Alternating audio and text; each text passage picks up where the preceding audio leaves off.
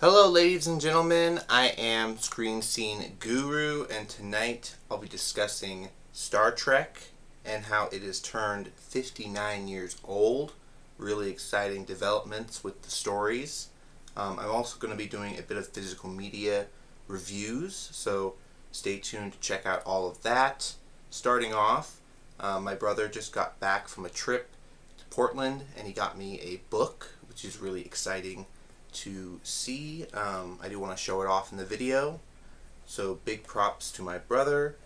But showing off right here, we've got Fantastic Television, which is a historical sci-fi documentation of all things that came out. It was in 1977, but it was going through stuff like it began in the 50s with Space Ranger and Captain Video. Superheroes moved on to faster than the speed of the bullet, which is of course Superman. I don't know how well you guys can see the picture. Then it goes on to Twilight Zone, other things like Addams Family, and eventually Star Trek, which is really interesting to see. I just wrapped up season 3 of the live action series, so let's see, let me flip through the pages to find the right section for Star Trek. I believe it might be midway through the book. Here, they do go into Lost in Space. They go into all of these other series, Doctor Who, multiple Outer Limits. So that's really cool. Twilight Zone, which I believe they played concurrently. Should be somewhere in here. Let's see.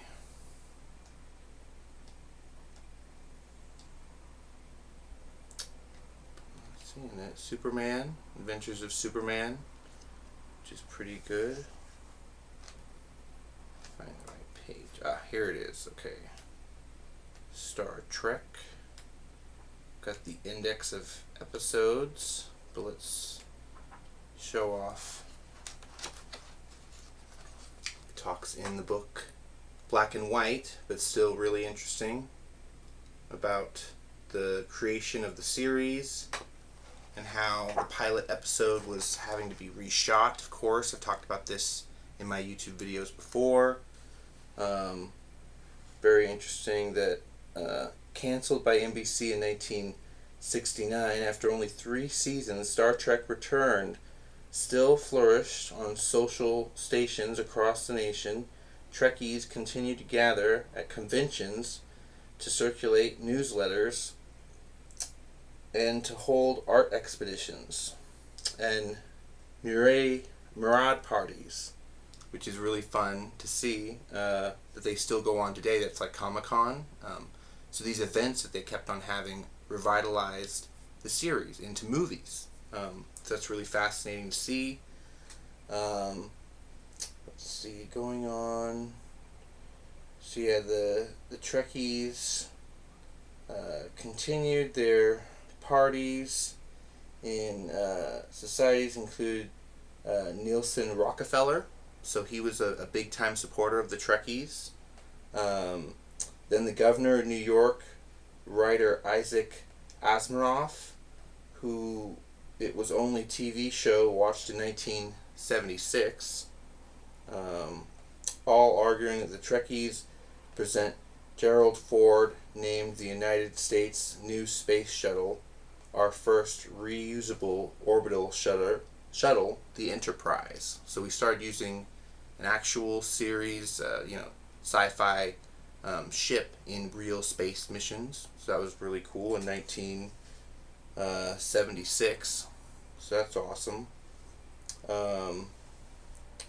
With President General Ford, naming space shuttle Enterprise in honor of the spaceship from the Star Trek series. Fans, political clout was not so great with NBC. However, after the show's cancellation, the network offices were still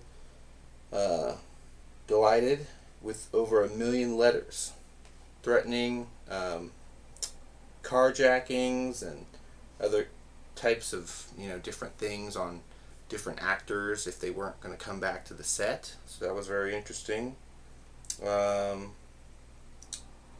Clamoring at the return of Captain Kirk and his crew.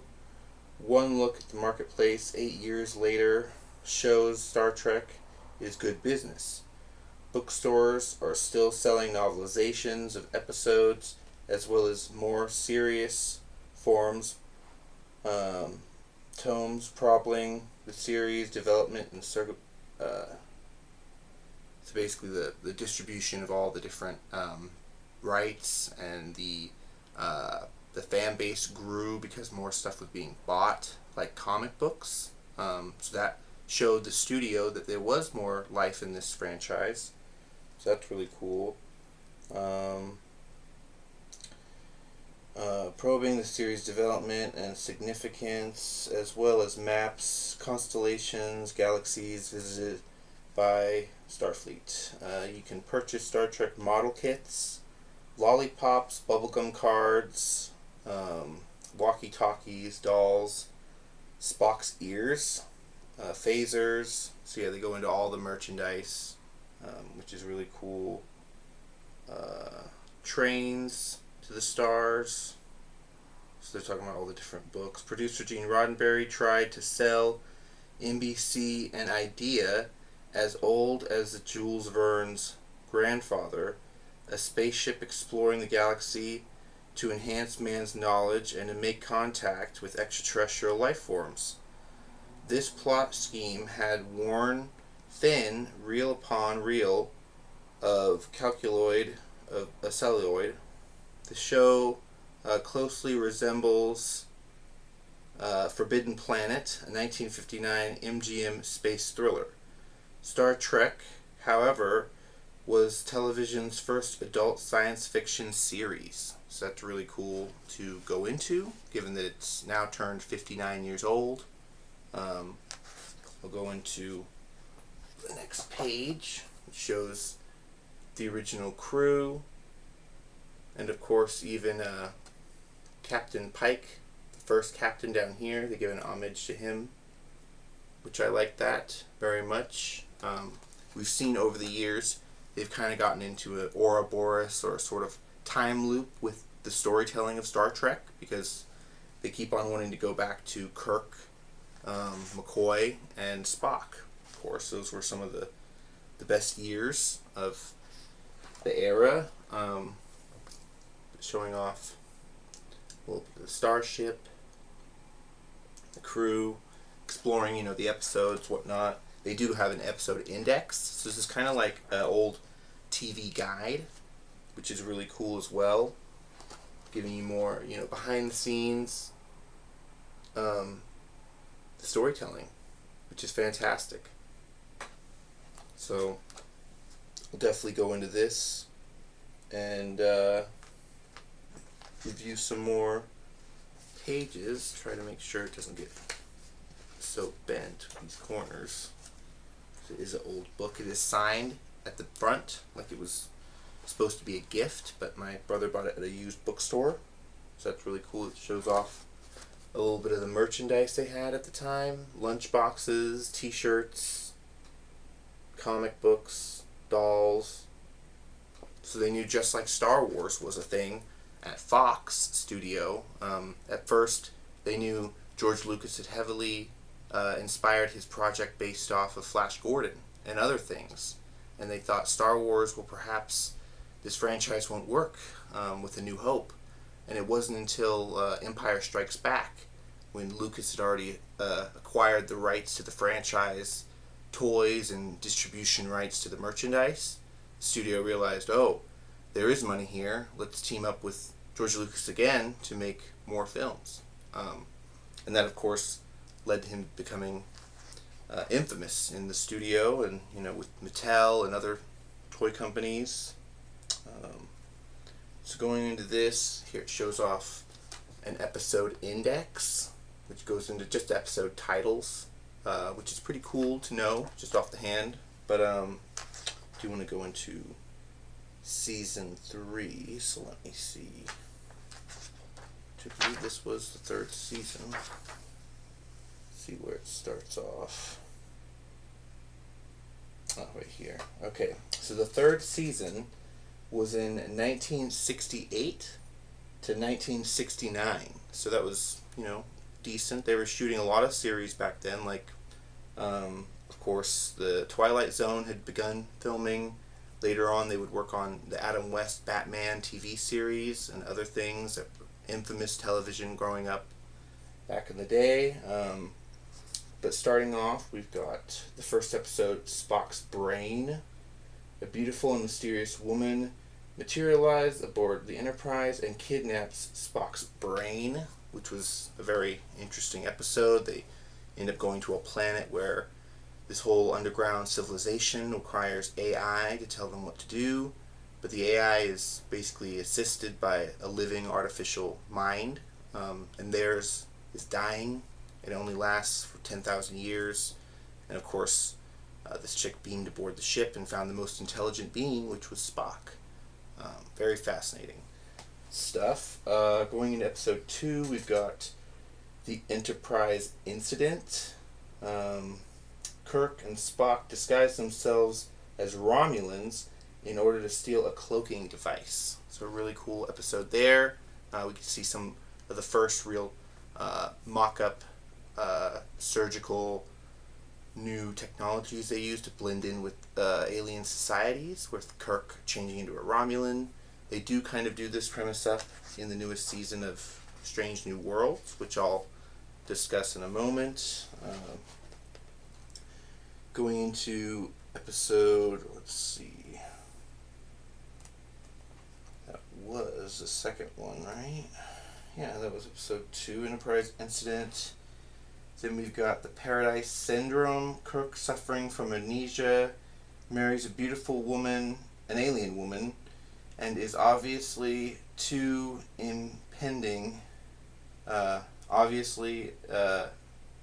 unable to stop an impending destruction of their planet. So this was a very interesting episode about Indians, indigenous Native Americans, and them believing the sky people would come to save them from the storm clouds, which turned out to be a giant comet coming. Really cool episode where we got to see Kirk interacted with a preserver race that were corporeal form. They evolved past and out of this galaxy, so that was very fascinating. Then we've got all the small children shall lead.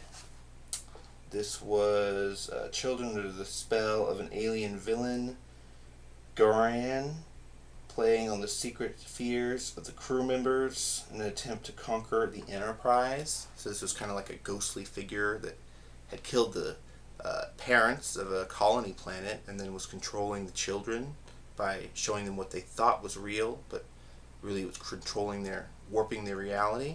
So that was interesting.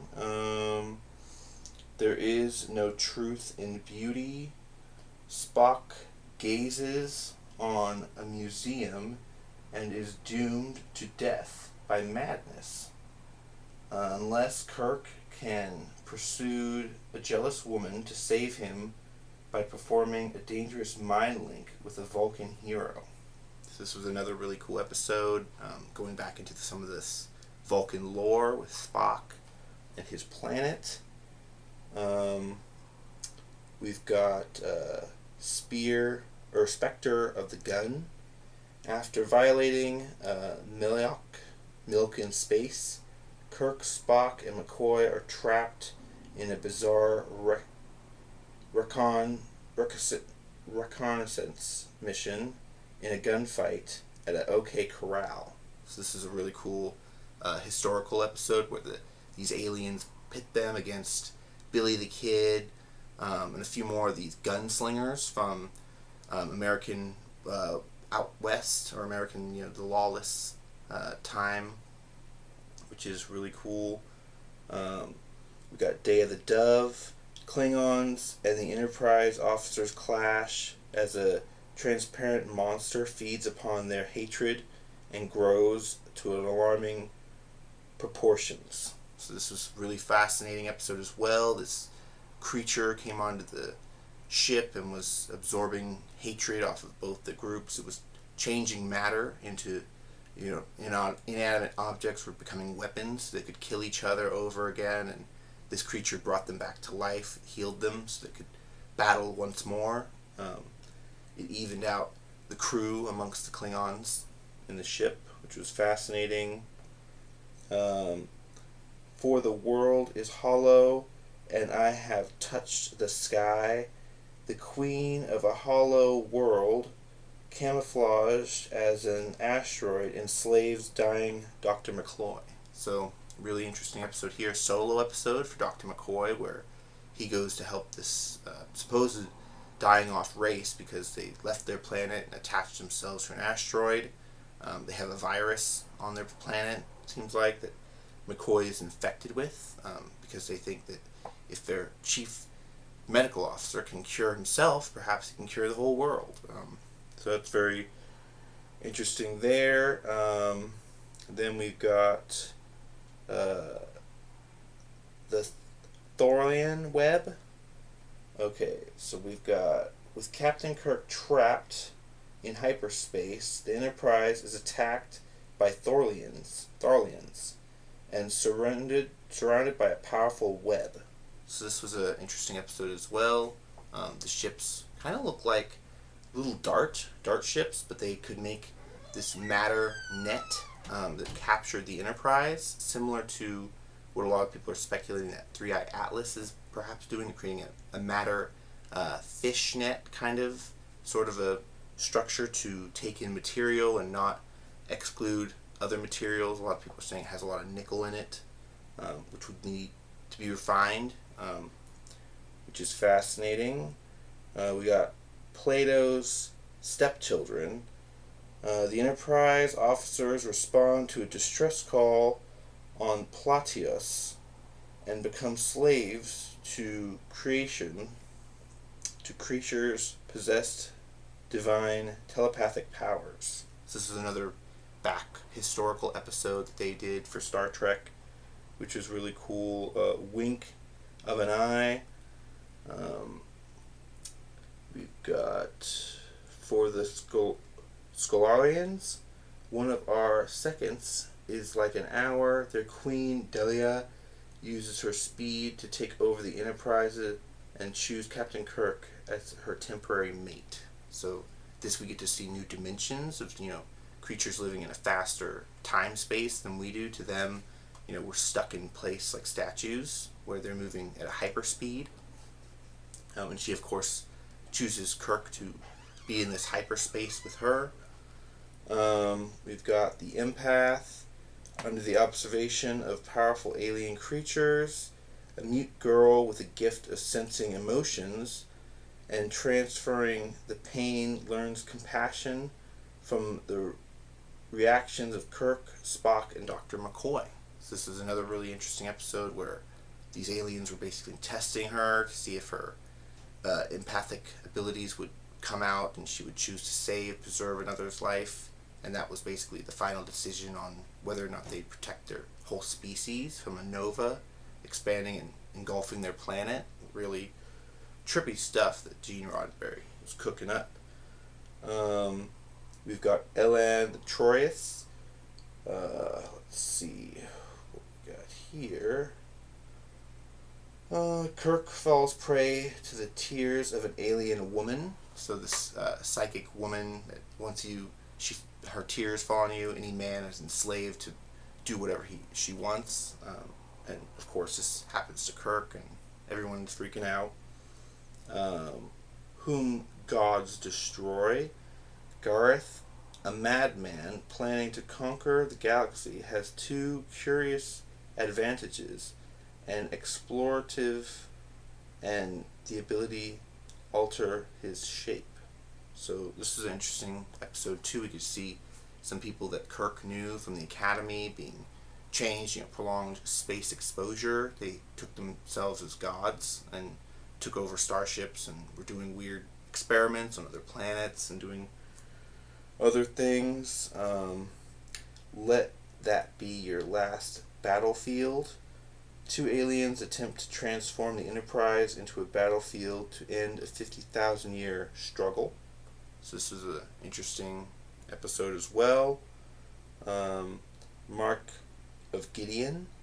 Lured into the fake and deserted Enterprise, Kirk, approached by the inhabitants of the planet Gideon to remain with them as a source of alien infection. So this is an interesting episode where they're on a moon and people are very direct about their literal words. So Spock has some troubled negotiation times with working with them, and Kirk is put on a duplicate Enterprise and thrown around with his the Chancellor of Gideon's daughter ends up hooking up with him, and she gets infected with this disease that they know Kirk is carrying, and yet this planet wants to get this disease because they're dealing with overpopulation. So they're hoping if they can prove that the young population could get this disease and die, then maybe they'll stop having so many kids. It's a very weird concept. But going on, we've got That Which Survives. After the Enterprise hurtled thousands of light years away, Kirk and McCoy face starvation and deadly female enemy on a hostile, barren planet. So this is a very interesting concept too. A lot of these episodes could have been movies, which they end up going on to make movies, which is pretty funny. And they use sets from season 4, which they never did, to develop movies. So going on, we've got Lights of Zatar. Let's see. A living electrical storm endangers Lieutenant Mara and Chief Engineer Scott, who has fallen in love with her. So this was a really cool episode for Scott, solo episode for him. Requiem for Methuselah. Flanked is its power alien the alien who claims to possess eternal life and have lived on Earth for millennia, as Stella, Solomon, Da Vinci, and other famous figures. This was a really awesome episode where he was trying to create the perfect immortal being to live with him because he had lived through all these lives and somehow gotten off-world and was living in a castle on this planet. Really cool episode. The Way to Eden. This was a trippy episode. Dr. Savron, an explorer of disillusioned with modern technology, leads a group of space hippies to search for a planetary paradise. So, yeah, the ship gets taken over by hippies, which was a 1960s, idea, worry. That was cool. The Cloud Miners, the Enterprise officers, are caught in a slave rebellion after responding to an emergency call to save the planet. So this is a very interesting episode where the people of this Cloud City, which people have reported seeing, are making the indigenous people on the ground mine and live in this, dirty conditions where they're not getting the proper education, the proper food and housing, all this stuff, would be concerning to Planetary Federation if they want to work together with them. But let's see, we've got the Savage Curtain.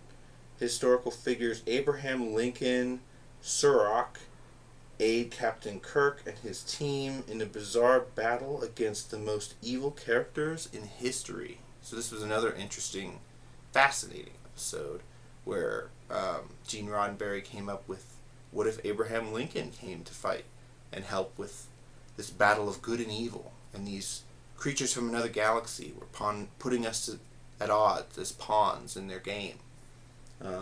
So really cool there. Going on, we've got, so we did the Savage Curtain. Now we do all our yesterdays. A strange machine on a doomed planet hurtles to Kirk, Spock, and Dr. McCoy in a different era of Earth's past. So this is another really cool episode where they're time traveling, having to fix events to where everything is like their past that they came from.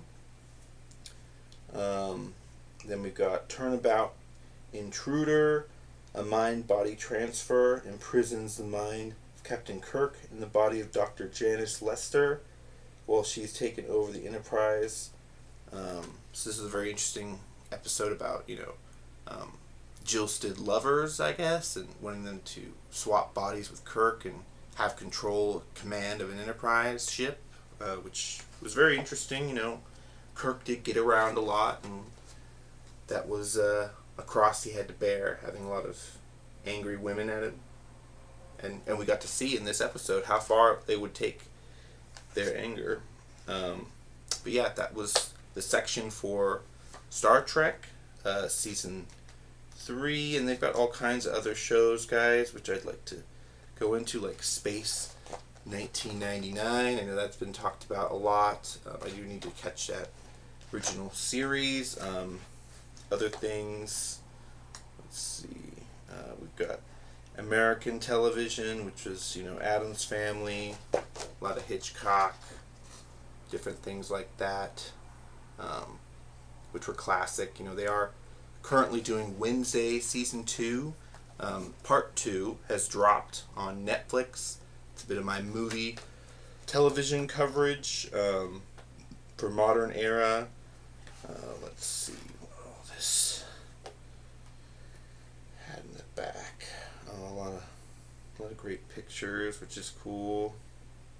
But yeah, I'll definitely be going into this. Made for TV movies, a whole section about that.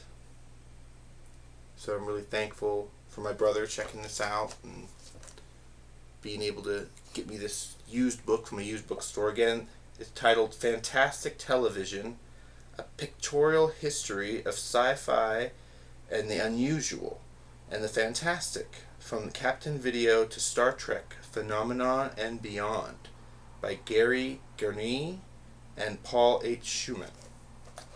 So, really cool, highly recommend. If you guys haven't checked this out before, you can. I think they've made multiple copies, but it did look like this one was signed as a gift, perhaps, which is pretty cool.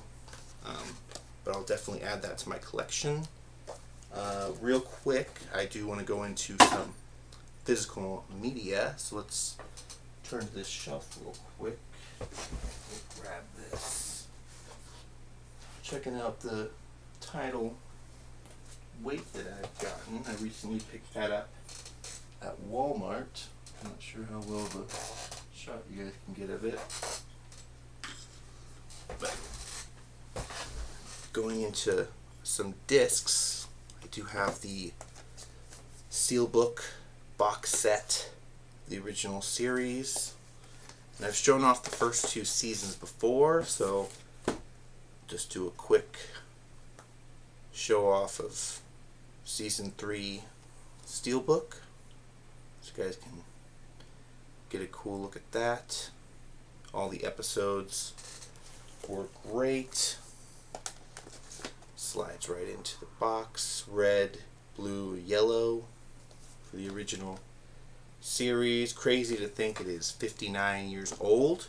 But let's talk about the future of Star Trek, shall we? I do have a bit of information pulled up right here, so bear with me, guys and ladies.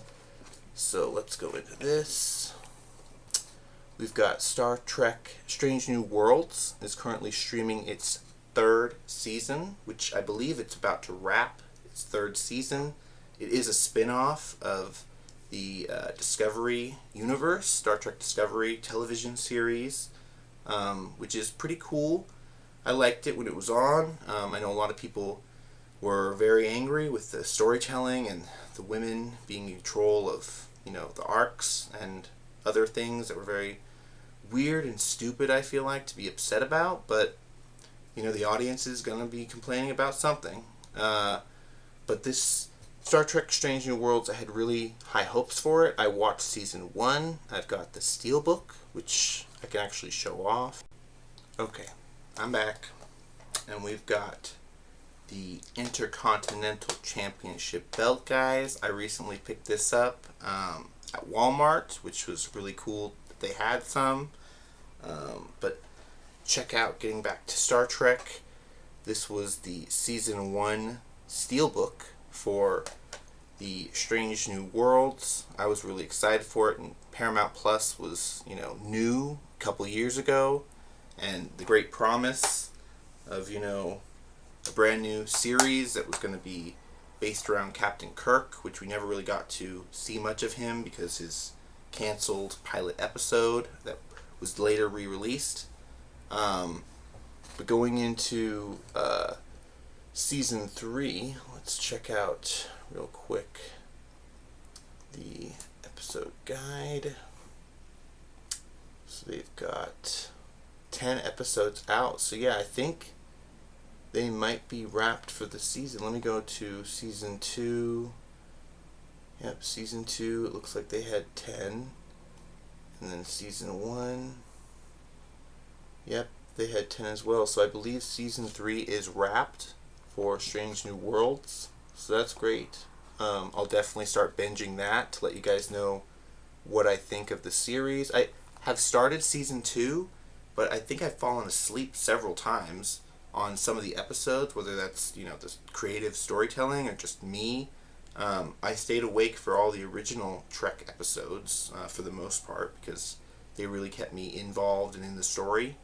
But it is fascinating that, the creatives over at Paramount and CBS have wanted to kind of go back to their history and want to go back and redo Kirk, Spock, McCoy, and all the original characters.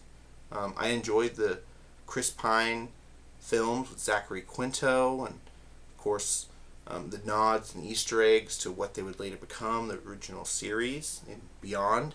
I still think they should do a Star Trek 4. I think there's potential and opportunity everywhere, in the books, especially the lore. But let's go into this new television series that was greenlit from Paramount. This is Star Trek Academy, which I'm very excited about. I'm hoping that, they take some steps in the right direction for this. We've got Star Trek Academy, upcoming an American television series created by Gia Valio. It is for streaming service, Paramount Plus. It is intended to be the 12th Star Trek series as part of a executive producer. Yeah, they go on to talk about all the people, but not the show. Which I'm wondering if they will Star Trek Academy series. Yeah, everybody asking kind of dumb questions, but we've got Robert Perdico coming back as the Doctor from, I believe, Deep Space Nine. He's been in Star Trek before, but the 12th series in the history of the shows, which is really fascinating to hear about. I'm going through Star Trek the Animated Series. I've just started the first couple episodes of Season 1 of it. Going to go on to Next Generation after that. Going through all of the Star Trek content. But yeah, really cool to hear. We've got Star Trek coming out in 2026. I do want to go into some spoiler rumors real quick, since I do have my notes with me. So starting off, we've got Venice is having a big film festival right now, as well as TIFF. TIFF's 50th is going on, so that's really exciting news there. They've got a lot of course, they've announced WrestlePalooza in Indianapolis, which is why I got my belt on. But really exciting stuff going on in sports, all kinds of things. They had their initial screening for Smashing Machine, which scored a 15-minute standing ovation at TIFF, and it premiered with an 80% critic review. So that was really cool for The Rock, his acting debut. But going on, we've got Graham Greene, unfortunately passed, Native American actor who's infamous in Wind River and other projects. But I'm just saying that because I was really streamed over the weekend a lot. But he was really good. Edward Bagger confirms he is directing a Bourne film with Matt Damon, for Universal. So that's really cool. Edward Berger, which I think he's a pretty big name in the directing field. 2027 slate is stacked for Warner Brothers with the Lord of the Rings movie, The Hunt for Gollum, Batman 2. They've just confirmed we're going to get a Man of Tomorrow film, so we're going to get a Batman film and a Superman film in the same physical year, which is, Warner Brothers has been trying that since 2016 with BVS, but that wasn't a financial successful film, so they're hoping to get a 2-in-1 punch kind of deal. There's a new Godzilla vs. Kong Supernova coming out, but people have questioned whether or not that will get a push in its release date. We're still not sure, given that Mortal Kombat did get taken off the 2025 slate. It was supposed to come out this October, but now they're pushing it to 2026 in summer. So very interesting news there. We also got Spielberg pitched Activision doing a Call of Duty film, but he wanted the final cut, the creative control, and they told him no. They went to Paramount and said they want to keep their control of their characters at their under their own roof, which is very interesting to go toe-to-toe with a director like Spielberg. And certain people have questioned whether or not they'll Paramount will maybe sweeten the deal and give it to maybe a Michael Bay or some other director. They know they've got work with him coming out with Armageddon 2, so that's still happening. Alien Romulus sequel, director Fred Alvarez is stepping down, saying that he's going to still be part of the team producing with Ridley Scott, but some people speculated of why he's now stepping down. Is it because of the success of Noah Hawley's Alien Earth doing so well, or do they just want to bring on a new creative team member? What's going on with Ridley Scott? He said he wants to come back and direct produce some kind of new Alien content. He's gone on about doing a Gladiator 3, which is very interesting after the results of Gladiator 2. So going on, we gotta say Fast and the Furious news is coming out about potentially a series in development with a young cast being looked at in favor of. So that's very interesting. Paramount confirms Street Fighter will be released in October of 2026. So that's really cool. The shooting is done. Now they're in pre-production and editing. There's going to be a sequel to the Fall movie, currently titled Fall 2, which I did not watch that infamous TikTok horror film movie. My niece loved it, but I did not. Netflix released the first trailer for Wake Up Dead Man, a Knives Out mystery, so that's really cool. It's going to be dropping November 26th in theaters for 3 weeks, and then it's going to be streaming on December 12th on Netflix. So really cool that they're at least coming out with a theatrical window for it. Critics are giving rave reviews about several highly anticipated movies coming out these film festivals. We're going to hear a lot more about this the next coming days and week. We got big box office draws, guys. Like, for instance, Weapons has made $148 million. Number 2, The Materialists, made $761.2 million. F1 has made $619.5 million. Freakier Friday has made $143 million, which I don't think anybody was anticipating that. Let's see, what is this? JWR. I know I wrote acronyms for some of these. I'm trying to remember. Jurassic World Rebirth made $861 million. And that movie was trash. I watched it in 3D, but I didn't anticipate it making this much money. So they're definitely going to do a sequel. HTWD. Trying to think of what this could have been. How to Train Your Dragon. Okay, live action How to Train Your Dragon made $641 million. And there's already a steelbook physical copy release out, and it's a full half hour longer than the movie, the cartoon movie from DreamWorks. So that's very fascinating. I talked about Wednesday Season 2 being out.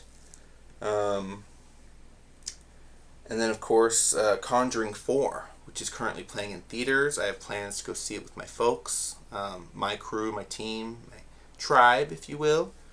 But it is the 8th release, or no, it's the 7th release from Warner Brothers. So 7. That has made over $40 million, which is exciting news because no studio has ever done that in the history of Hollywood. So we're going through an amazing, also crazy time. It's already made $83 million in the first opening week, with it being the biggest horror film in Mexico City, India, and also parts of South America and Asia, Latin America, Asia. Let's see. Michealcaine is coming out of retirement in 92 to be in the last Witch Hunter 2. We have yet to hear if Vin Diesel is back, reprising his role, but he was the lead in that, so we're all guessing he is. And yeah, back to Star Trek, which we have been discussing this whole video. Let me know, guys, what you guys think about all the exciting movie news. What do you think of Star Trek turning 59? Are you looking forward to the new shows and movies? There is a rumor out there that Paramount, the new Skydance executives, want to do fast track 2 movies, which the first would be about Jonathan Archer from Star Trek Enterprise. It would be basically showing off his character a few years after the series ended and the official beginning of the Federation, which would be very interesting to hear about. They've done several books about it. There was a leaked script on the internet a few years back that didn't get into anybody's writer's rooms, it seemed like. But then there's also, of course, a new developing movie with a young Kirk in the Academy, straight out of the Academy, and his early days, early missions before he's captain of the Enterprise, which that sounds like it should be a show, but apparently they're developing a film about that. Let me know what all your thoughts are. Be sure to like the video, comment down below what you think on all the topics. Are you a big fan of wrestling, Raw? Let me know down below for the Intercontinental Championship, guys. Woo woo! Check it out. Alrighty. Chill and have a good one. Bye bye.